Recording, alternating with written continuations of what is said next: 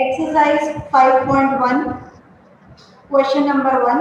इसमें हम लोग टेक्स्ट बुक के क्वेश्चंस कंप्लीट कर रहे हैं। You can directly right exercise 5.1 question number 1।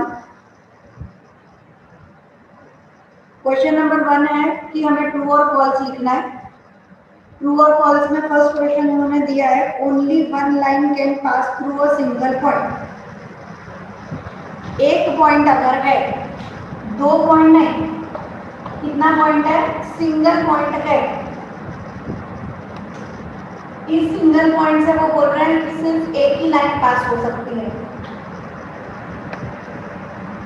एक लाइन, दो लाइन, तीन लाइन, चार लाइन, कितनी भी लाइनें पास हो सकती है ना। तो उन्होंने बोला है कि only single line can pass through one point. तो आपका आंसर रहेगा फॉल्स। और उसके बाद आपने डायग्राम बता देंगे ड्रॉ करके कि फॉल्स क्यों है, वो भी हम समझाएंगे।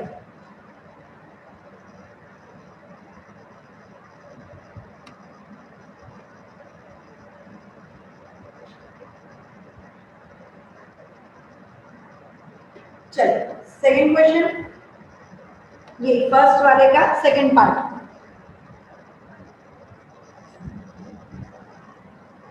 उसमें हमें बोला है कि there are infinite number of lines which can pass through two distinct point. अगर हम दो पॉइंट्स ले लें, ये तो हम लोगों ने पढ़ा था ना हमने कि अगर दो पॉइंट्स हैं और उनको हम लोग ज्वाइन करें तो कितनी लाइन पॉसिबल है? Only and only one line is possible. और ये लोग क्या बोल रहे हैं कि बहुत सारी लाइन जा सकती है। तो एक पॉइंट से बहुत सारी जा सकती है, एक पॉइंट से बहुत सारी जा सकती है, बट दो पॉइंट में से सिर्फ एक ही लाइन जा सकती है। तो अगेन इट इज फॉल्स। और ये आप ड्रॉ करिए।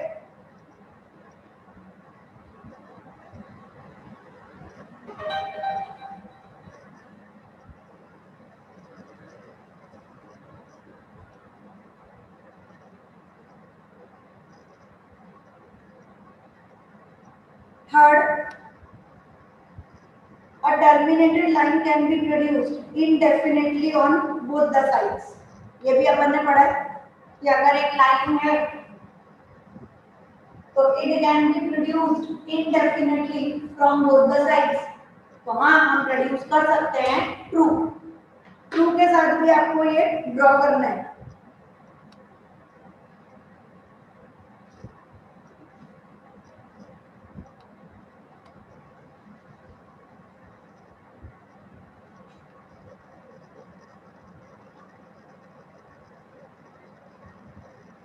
नेक्स्ट,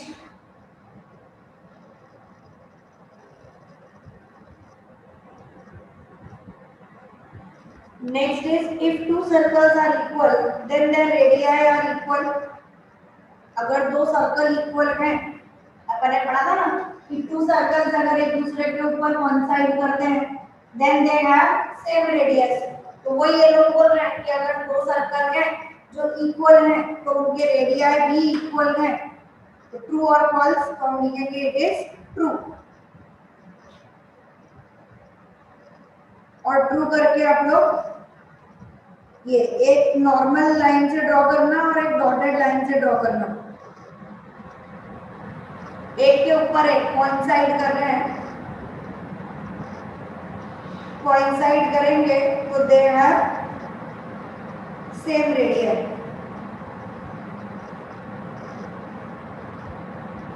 चलो next, fifth, in the following figure if AB is equal to PQ is equal to XY then AB is equal to XY।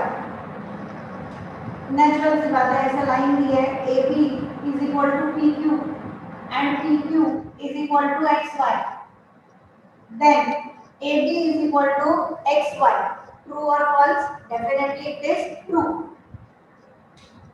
because things which are equal to same things, ये अपन ने लिखा था, things which are equal to same thing are equal to one another।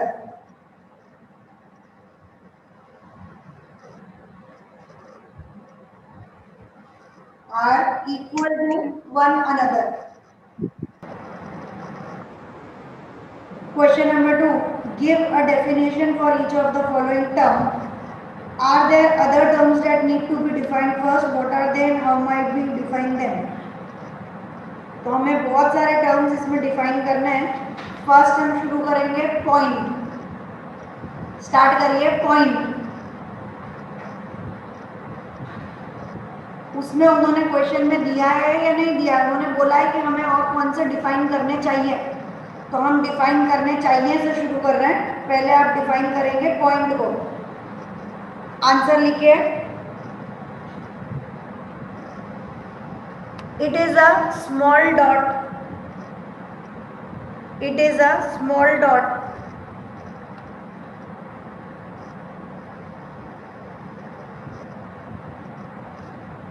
made by a sharp pencil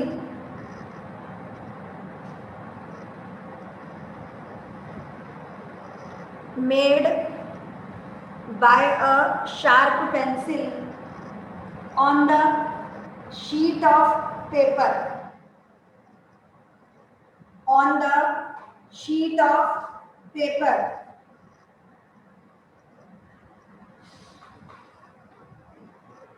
Full stop. It has no dimension.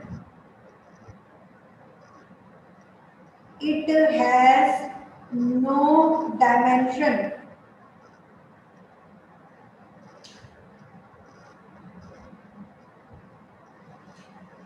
Dimension का मतलब उसको हम major नहीं कर सकते कि ये इतने सेंटीमीटर का डॉट बना दिया, ऐसा नहीं होता. It has no dimension. ठीक. नेक्स्ट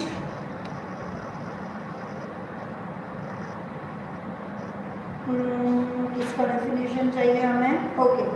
नेक्स्ट हम लोग लेंगे line.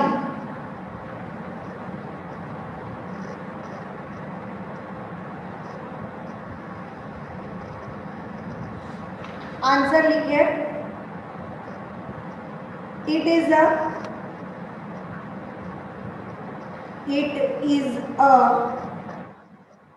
straight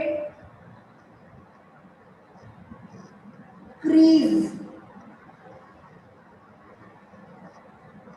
It is a straight crease. crease की spelling CREASE. straight crease.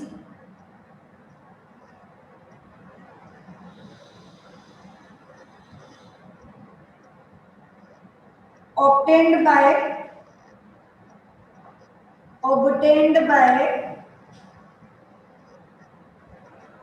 folding a paper.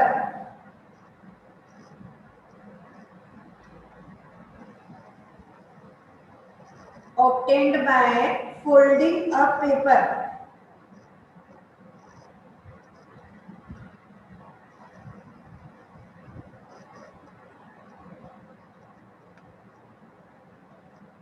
ठीक है. लिखिए. इसके आगे कंटिन्यू करिए. Full stop. it should be straight. it should be straight and it can be extended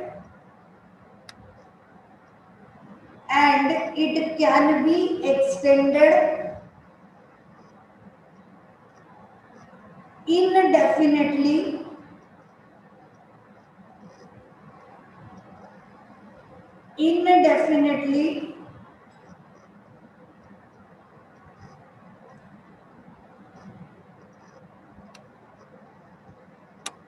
from both the sides.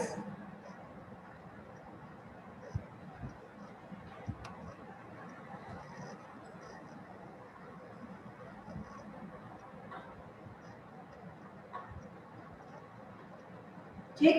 Next plane. PLANE. Plane.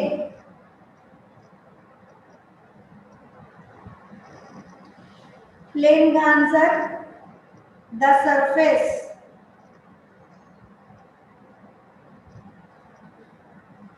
with 2 or 3 dimensions, the surface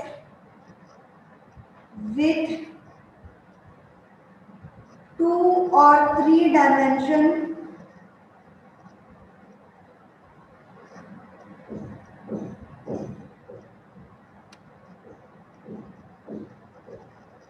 is called as plane.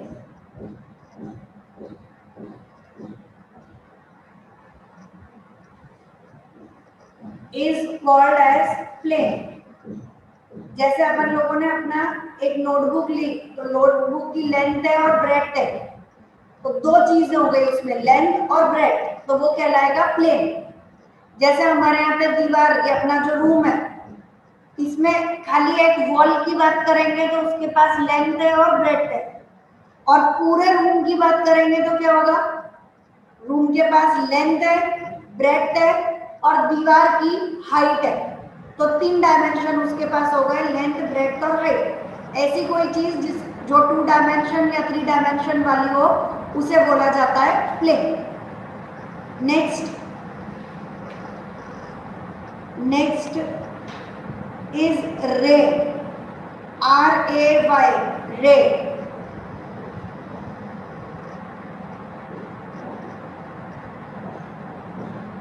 When two rays, TWO, two rays have, when two rays have common initial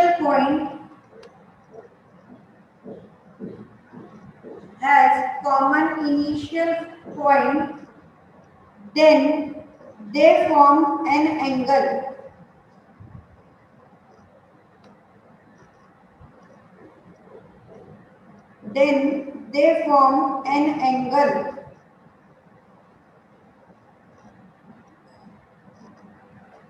मतलब रे क्या होती है? अब रे का मतलब तो सिंपल लाइन ही है, लेकिन फिर भी हम अलग आइडेंटिफाई क्यों कर रहे हैं उसे?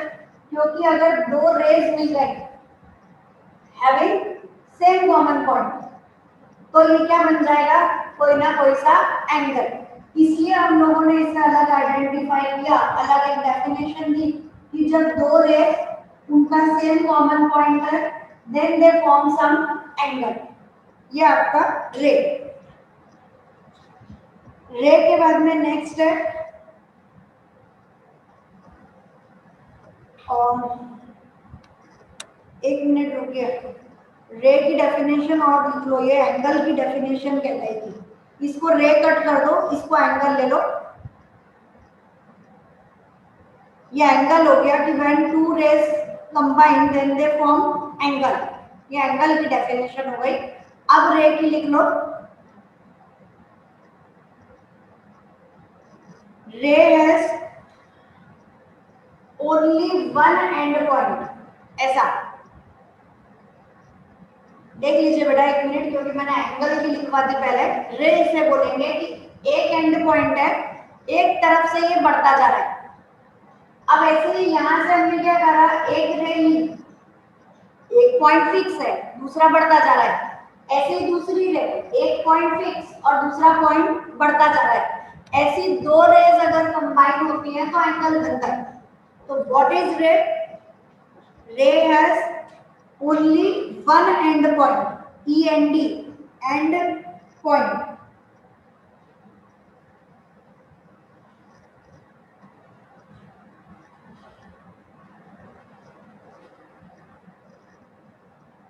रे हो गया, ये हो गया। Next circle.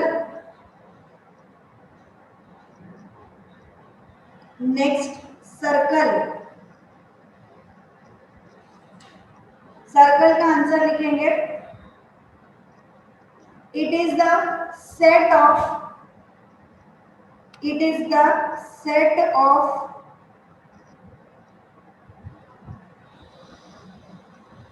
all those points in a plane. It is a set of all those points in a plane whose distance whose distance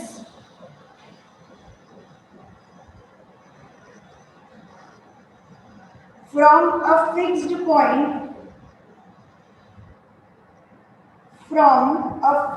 point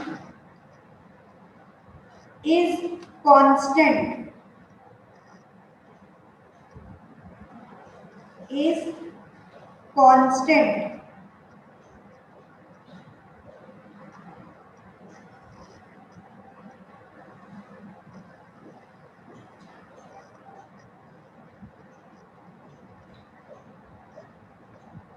ठीक, क्या है circle?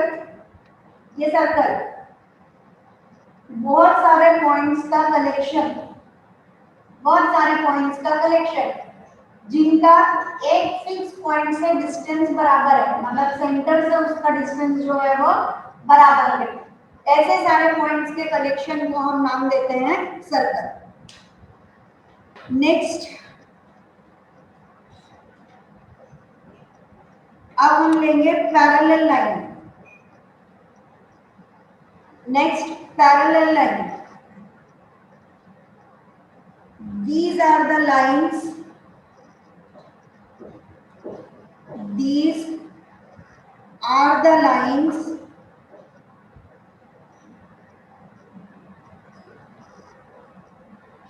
which do not intersect. ऐसी कोई भी दो लाइंस जो कभी भी नहीं मिलती उन्हें बोला जाता है parallel lines. Next, perpendicular.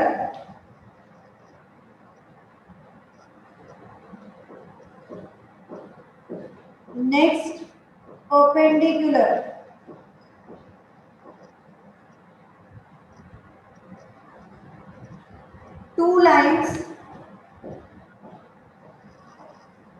two lines in the same plane, two lines in the same plane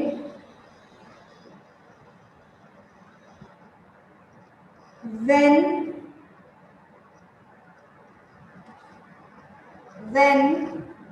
are at right angle to each other। दो लाइनें जब एक दूसरे के 90 डिग्री पर, राइट एंगल पर प्रेजेंट हो, then they are called as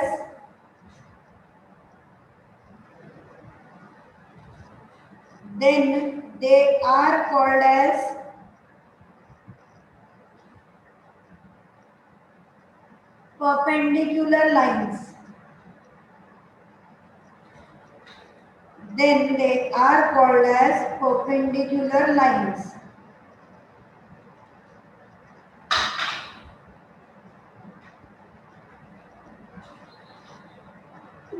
Next, line segment।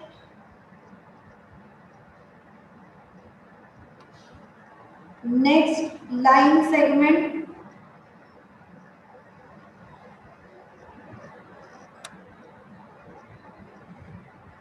It is a part of line. It is a part of line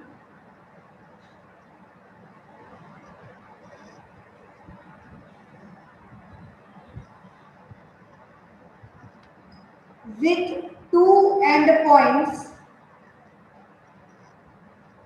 with two endpoints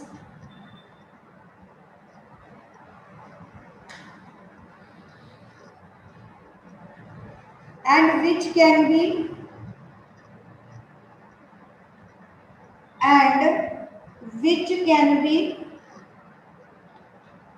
produced indefinitely, which can be produced indefinitely on both the sides, on both the sides।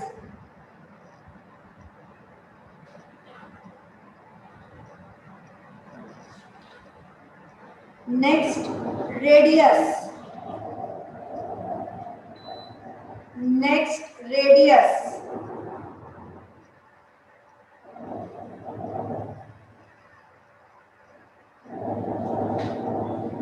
Radius का answer लिखिए, the distance from the centre, the distance from the center to a point on the circle, to a point on the circle is called as radius.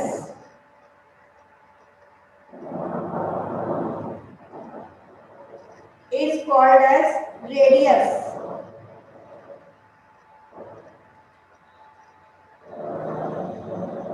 Next, quadrilateral. Next, quadrilateral.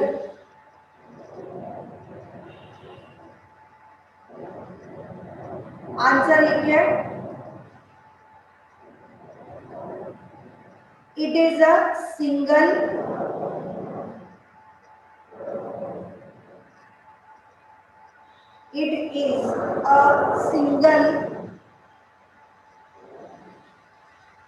closed figure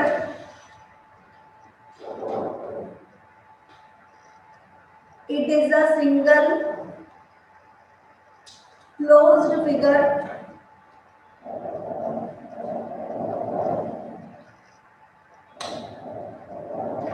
made by 4 line segments.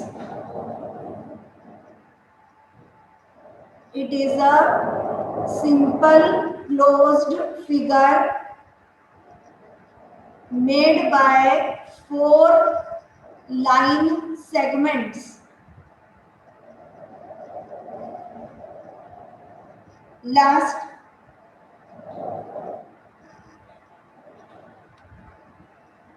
square. Last is square.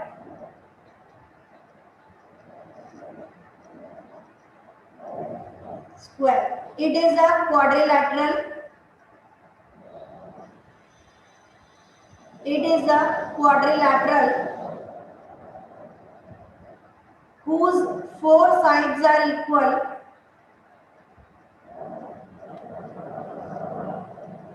Whose 4 sides are equal and all the 4 angles are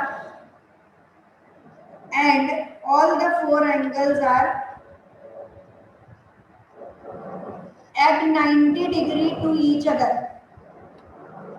Are at 90 degree to each other.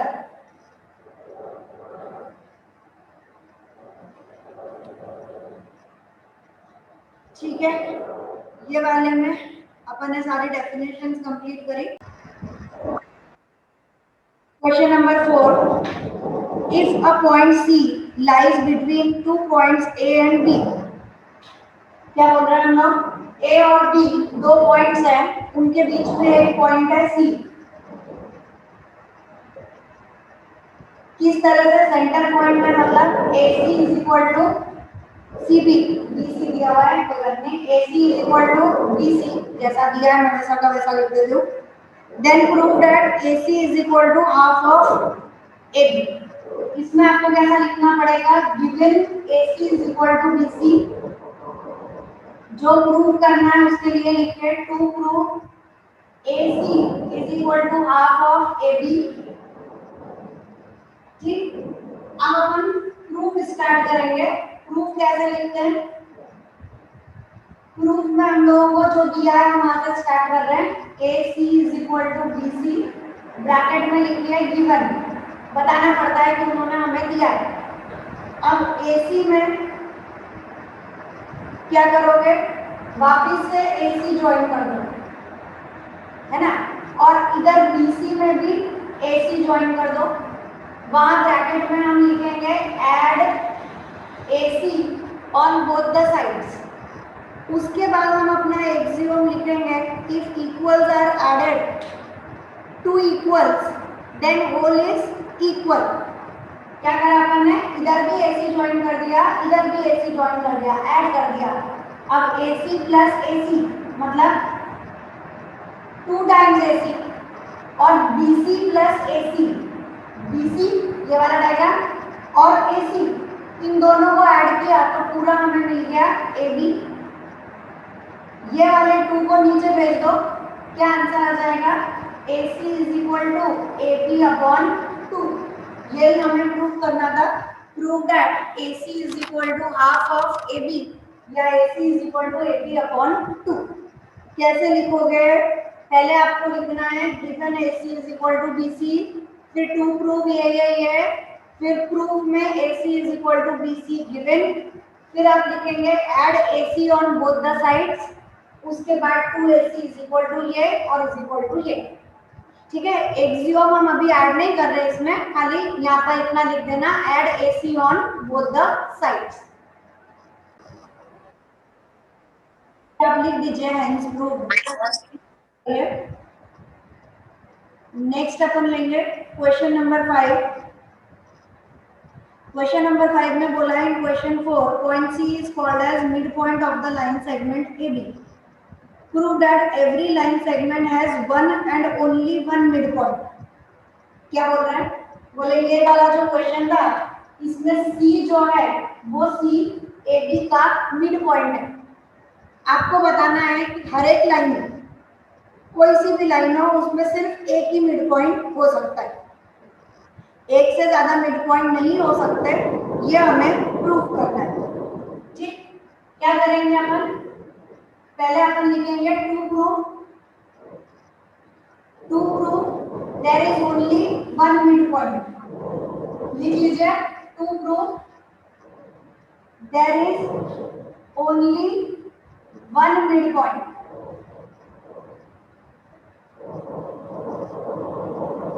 ठीक, given में C is the mid point of AB। Given में C is the midpoint of AB। अब अपन लोग proof लिखेंगे, proof में हम लोग लेंगे let D be the another midpoint of AB। क्या बोल रहे हैं अपन, let D be the another midpoint of AB। हमने बोला कि C ही मिड पॉइंट है, ऐसा नहीं, C की जगह हमने मिड पॉइंट बोले एक और मिड पॉइंट ले लो, माना अपन ने ऐसा, बाद में अपन बोल देंगे कि हम गलत हैं, अभी अपन ऐसा मान रहे हैं कि एक दूसरा मिड पॉइंट है जिसका नाम है D। ड्रॉ कर दो D, अपन ने यहाँ पे D ड्रॉ कर दिया। अब क्या होगा, so AD is equal to DB। भाई अगर ये मिड पॉइंट है तो AD और DB क्या होने चाहिए, बराबर होने चाहिए, but it is given that, क्या दे रखा है उन्होंने कि C is the mid point, so AC is equal to BC। उन्होंने हमें ये दे रखा है, इसे हम लेंगे इक्वेशन 1, इसे हम लेंगे इक्वेशन 2 और यहाँ लिखेंगे subtract both, subtract 1 from 2, subtract 1 from 2, AC minus AD। पता चल रहा है, पहले AC को लेना है, उसमें से AD को माइनस करा, बीच में इक्वल टू का साइन, फिर BC में से DB को माइनस किया तो BC माइनस DB। ठीक, अब AC में से बोर्ड पे देखिए, AC में से AD को माइनस कर दो, क्या बचेगा, BC। ये लिख दिया, पता चल रहा है ना, AC में से क्या करा, AD को माइनस कर दिया तो क्या बचा, BC। अब दूसरी तरफ हमने बोला है BC में से DB को माइनस कर दो, BC तो छोटा है, डीबी ये तो बड़ा है। बोल रहे हैं 3 माइनस 4 कर दो, तो आंसर क्या आता है -1। ऐसे यहाँ ये बोल रहे हैं कि बीसी में से डीबी को माइनस करो, बड़े में से छोटे में से बड़े को माइनस करो, तो यहाँ आंसर क्या आ जाएगा -डीसी। ठीक, अब इधर ले आइए, इधर लेकर आइए इसको, तो it is DC plus DC is equal to 0, 2dc is equal to 0, 2 को नीचे लेकर जाओगे आंसर आ जाएगा dc इज इक्वल टू 0। इसका मतलब क्या हुआ कि d और c के बीच का डिस्टेंस कितना है 0, मतलब d और c अलग अलग पॉइंट नहीं है, वो दोनों एक ही पॉइंट है। वापिस समझिए, हम लोगों ने माना कि d एक दूसरा पॉइंट है, फिर हमने बोला AD is equal to dB, ये लिया हमने AD is equal to dB, लेकिन हमें दिया हुआ क्या है AC is equal to BC, वो हमने लिखा, दोनों को माइनस किया, AC में से AD को, AC में से AD को कॉन्फिडेंस देख रहे हैं बस C।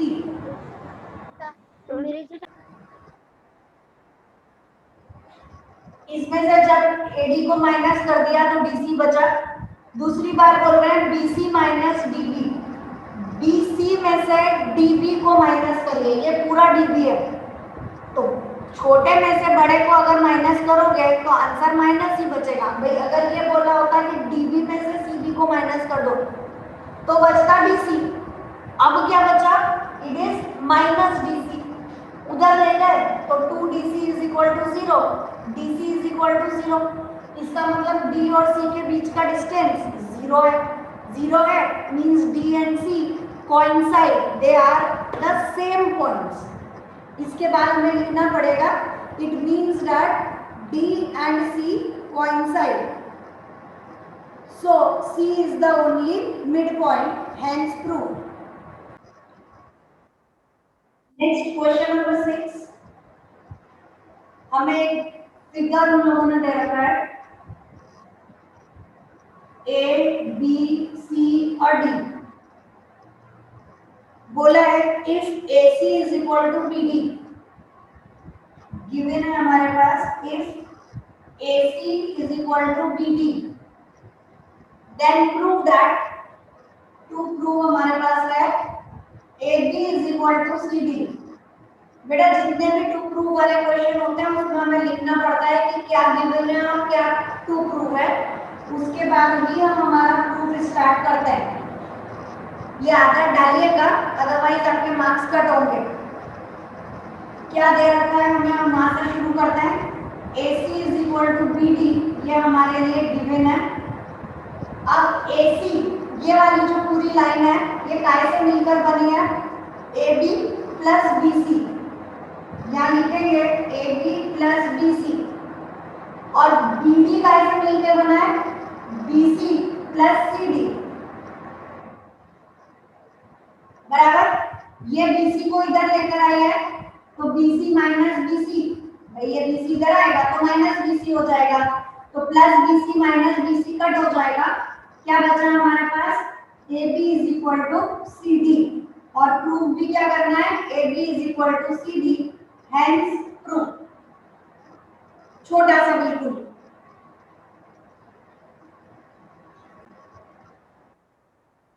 Next question number 7, why is axiom 5 in the list of Euclid's axiom considered a universal truth। तो पहले तो हमें बताना है कि axiom 5 क्या है, वो लिखिए। अकॉर्डिंग टू, लिखिए answer, according to axiom 5, answer लिखिए according to axiom 5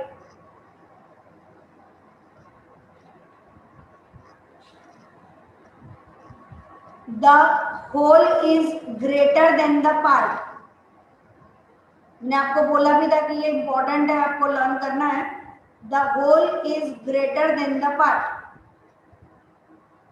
which is, comma करके लिखिए, which is true for, which is true for anything in any part of the universe। anything in any part of the universe, full stop, hence it is universal truth, full stop, hence it is universal truth. भाई natural सी बात है कि पूरे की बजाय, उस दिन भी बताया था, 1 की बजाय 1/4, हाफ, 3/4 छोटा होगा, है ना, या the whole is greater than the part. तो ये बात पूरे यूनिवर्स पे एप्लीकेबल है कि कोई चीज अगर पूरी है, ये पूरी है तो बड़ा है, इसको तोड़ दोगे तो ये छोटा हो जाएगा। तो ये चीज पूरे यूनिवर्स की हर एक चीज पर एप्लीकेबल है। So it is a universal truth. Exercise 5.1 completed. 5.2, यहाँ पर क्वेश्चन नंबर 1 में आपको 5th पोस्टुलेट लिखना है। आपके पास पहले का लिखा हुआ है, खाली वहां पे लिख लीजिए कि आंसर 1 5th पोस्टुलेट।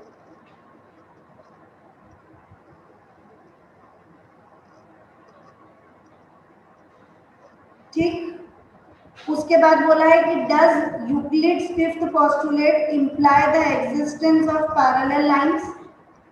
क्या था 5th पोस्टुलेट? ये अपन ने ऐसी 2 लाइनें बनाई थी, तीसरी लाइन अपन ने ऐसे डाली थी और बोला था कि ये एंगल जिस साइड 180 डिग्री से कम होगा वो साइड आगे जाके मीट करेगी, और जो 180 डिग्री या उससे ज्यादा होगा वो पैरेलल चलता जाएगा, आगे जाके कभी भी मीट नहीं करेगा। तो क्या ये पैरेलल लाइंस के बारे में बताता है? यस। आपको वापस से पूरा 5th पोस्टुलेट लिखना है, ये डायग्राम ड्रॉ करना है और बताना है कि yes it tells about the parallel lines. ठीक, तो इस तरीके से पूरा चैप्टर आपका कंप्लीट होता है।